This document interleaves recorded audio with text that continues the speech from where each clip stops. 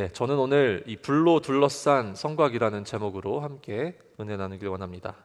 오늘 본문 말씀은 하나님께서 스가랴 선지자서를 통해 보여주시는 이 세 번째 환상에 관한 이야기입니다. 1절부터 5절까지 이 환상에 관한 내용이 나오는데요. 오늘은 그 말씀들을 중점적으로 한번 살펴보겠습니다. 먼저 1절과 2절에 보시면 이렇게 나옵니다. 내가 또 눈을 들어 본즉 한 사람이 측량줄을 그의 손에 잡았기로 내가 어디로 가느냐 물은즉 그가 내게 대답하되 예루살렘을 측량하여 그 너비와 길이를 보고자 하노라 하고 말할 때에 지금 이 스가랴가 환상을 보는데 이 한 사람이 측량줄을 잡고 있습니다. 그리고 스가랴가 묻습니다. 어디로 가느냐?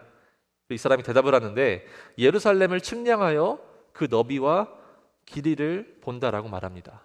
자, 이게 무슨 의미인가? 단순히 예루살렘이라는 도시의 크기를 재는 것뿐만 아니라 오늘 설교의 제목과 또 5절에 보면 알 수 있듯이 그 예루살렘의 경계를 정하고 그 경계 위에 어디까지 성곽을 세울지, 성벽을 세울지 정하려는 그 행위입니다. 저희가 이번 주부터 살펴봤듯이 이 스가랴서가 쓰여진 이 시대의 배경은 이스라엘 백성들이 약 70년 동안의 바벨론 포로 생활을 마치고 그들의 고향 땅으로 돌아온 상황입니다.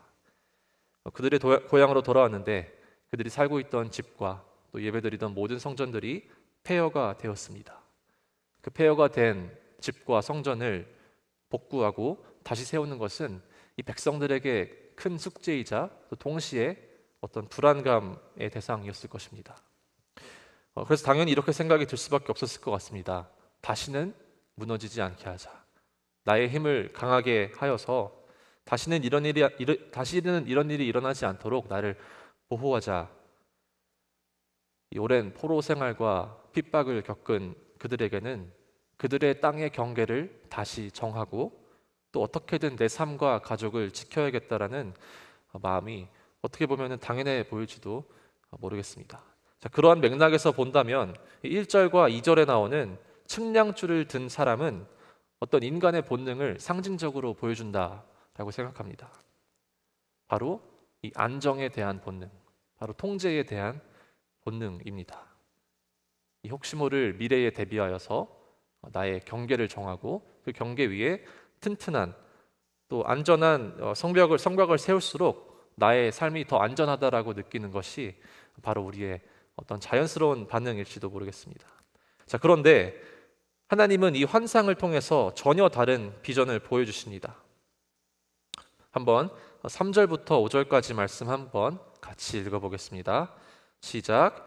내게 말하는 천사가 나가고 다른 천사가 나와서 그를 맞으며 이르되 너는 달려가서 그 소년에게 말하여 이르기를 예루살렘은 그 가운데 사람과 가축이 많으므로 성곽 없는 성읍이 될 것이라 하라.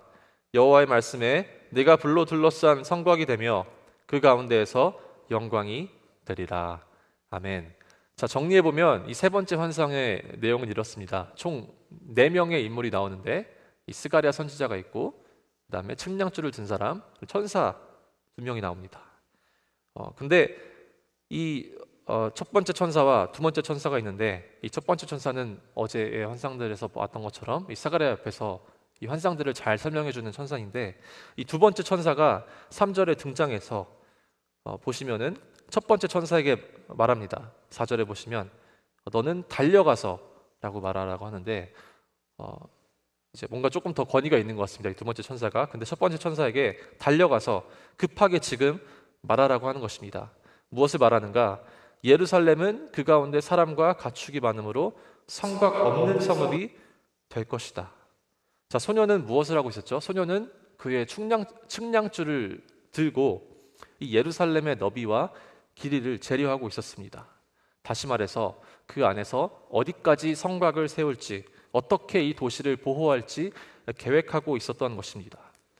그런데 하나님께서 천사를 통해 개입하십니다. 그가 계속해서 측량하도록 내버려 두는 것이 아니라 이 천사를 통하여서 그가 하는 일을 멈추고 이 하나님의 비전과 하나님의 말씀을 먼저 들으라라고 하시는 겁니다. 그 이유가 4절과 5절에 나오는데요. 첫 번째는 바로 예루살렘은 사람과 가축이 많아져서 성곽이 없는 성읍이 될 것이다 라고 말하십니다. 자, 무슨 말인가? 지금 이 소년 혹은 이 남자가 측량하고 있는 이 경계와 이 그 크기와 그 계획으로는 하나님께서 채우실 그 회복과 그 부흥을 감당할 수 없다라는 뜻입니다. 이 사람의 계산 안에 이 하나님의 비전을 가질 수 없습니다. 하나님의 비전은 우리의 계획과 또 우리의 계산보다 훨씬 더 크시고 또 측정이 불가하기 때문입니다. 하나님께서 다시 세우실 예루살렘은 어떤 이 사람의 계획으로, 사람의 계산으로 세워진 도시가 아니라 하나님의 임재 가운데 하나님께서 다시 강력하게 회복하실 그러한 도시입니다. 그래서 5절에 보시면 더 분명하게 말씀하시는데요. 뭐라 말씀하시는가? 여호와의 말씀에 내가 불로 둘러싼 성곽이 되며 그 가운데서 영광이 되리라. 아멘. 자, 이 성곽이 없는 성읍이라고 이 성읍이 이스라엘이 방치된 것이 아닙니다. 하나님께서 이스라엘을 포기한 것이 아니라 오히려 그 반대입니다. 하나님께서 친히 그 성곽이 되시겠다라고 지금 5절에서 말씀하고 계십니다. 그리고 그 뒤에 그 가운데서 영광이 되리라. 다시 말해서 예루살렘의 중심에 하나님께서 함께 하시고 임재하시고 또 그분의 영광이 머무시겠다라고 지금 성경은 말하고 있습니다. 하나님께서 단순히 멀리서 또 바깥에서 이스라엘을 지켜주신다라는 것이 아니라 그 공동체의 한 가운데서 함께 하시겠다라는 약속입니다. 저희가 이 말씀을 들을 때에 마치 출애굽기의 13장의 내용이 생각납니다. 낮에는 구름기둥으로 밤에는 불기둥으로 백성 앞에서 떠나지 아니하였다라는 그 말씀처럼 그 광야에서 막막했던 그 여정 가운데 하나님께서 구름기둥과 불기둥으로 백성들과 함께 하셨습니다. 또 단순히 그들의 길만 인도한 것이 아니고 그 이후에는 그들과 함께 하시며 주님의 영광이 백성들 가운데 머무는 그러한 방식으로 지키셨습니다. 그리고 그러한 약속은 신약 시대에도 유효합니다. 예수님께서 부활하시고 40일 동안 제자들과 시간을 보내시며 또 승천하십니다. 그런데 승천하시고 나서 이 덩그러니 제자들을 놔두지 않으시고 하나님께서 어떻게 하시죠? 바로 성령님을 보내주십니다. 이제는 성전이나 불기둥이 아니라 성령님께서 우리 안에 거하시면서 하나님의 임재가 또 우리 안에 또 우리의 공동체 안에 우리 삶 가운데 임하십니다. 마찬가지로 오늘 스가랴서에서 주신 이 말씀은 단지 과거에 이스라엘에게 주신 약속 혹은 환상일 뿐만 아니라 오늘날 우리에게도 주어지는 하나님의 약속입니다. 바로 내가 불로 둘러싼 성곽이 되겠다. 그리고 내가 너희 가운데 영광이 되겠다라는 하나님의 놀라운 회복과 임재의 약속입니다. 말씀을 맺기 원하는데요. 오늘 이 말씀 앞에 서 있는 저와 여러분, 주님께서 어떤 메시지를 전하고 싶으실까 묵상을 해보는데 우리 모두에게는 이런 안전과 또 안정에 대한 욕구가 있습니다. 특히 미국에 사는 이민자로서의 삶은 더욱더 그러한 것 같습니다. 나의 고향이 아니고 나의 홈그라운드가 아니고 이 낯선 땅과 낯선 문화, 낯선 언어에서 이민자로 살아가는 삶은 결코 쉽지 않은 것 같습니다. 또 부양해야 할 가족이 있다라거나 지켜야 할 가족이 있는 경우라면 더욱 그런 것 같습니다. 그 어느 누구도 어떤 이 불안정함과 불안함을 좋아하는 사람은 없을 것입니다.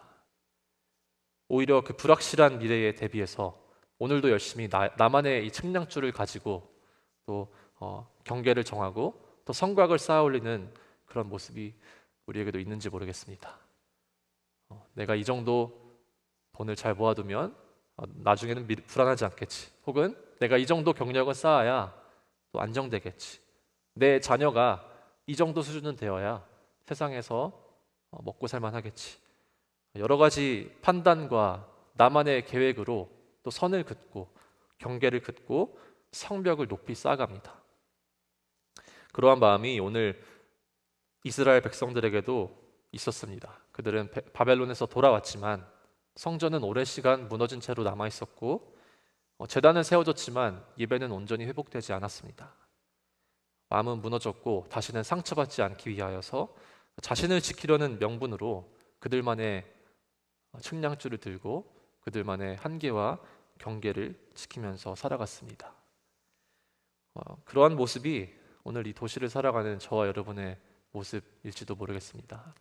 나는 이제 나이가 많고, 나는 이제 시간이 없고, 나는 이제 가족을 부양해야 되고, 나만의 스스로의 측량줄로 한계를 정하며 주님께서 보여주시는 그 비전과 그 계획은 듣지 않으려 한 채 이 현실에만 안주하는 바로 우리의 모습이 바로 저와 여러분의 모습일 수도 있겠습니다. 하지만 오늘 하나님께서 스가랴의 환상을 통해서 말씀하시는 것이 무엇인가?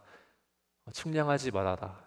내가 직접 친히 불로 둘러싼 성곽이 되겠다. 그리고 내가 그 가운데 영광이 되겠다라고 말씀하십니다. 우리를 보호하시고 인도하시는 분은 나의 계획과 나의 계산이 아니라 우리를 눈동자처럼 귀히 여기시는 바로 주님이십니다. 그 놀라운 주님의 사랑을 기억하고 또 신뢰하며 주님의 성곽 안에 거하는 저와 여러분 되기를 간절히 소망합니다. 함께 기도하겠습니다. 하나님 아버지 감사합니다. 우리와 언제나 함께 하시며 임마누엘 되시며 또 우리 가운데 영광으로 거하겠다고 약속하신 그 말씀을 기억해 봅니다. 우리의 마음 가운데에 불안함이 있고 우리의 마음 가운데에 우리의 힘으로 스스로 해결하려 하는 그러한 욕심 또한 있음을 고백합니다. 하지만 주님, 오늘 이 스가랴서의 환상을 통해 보여주신 말씀처럼 우리만의 측량줄을 내려놓고 주님의 비전을 바라보기 원합니다.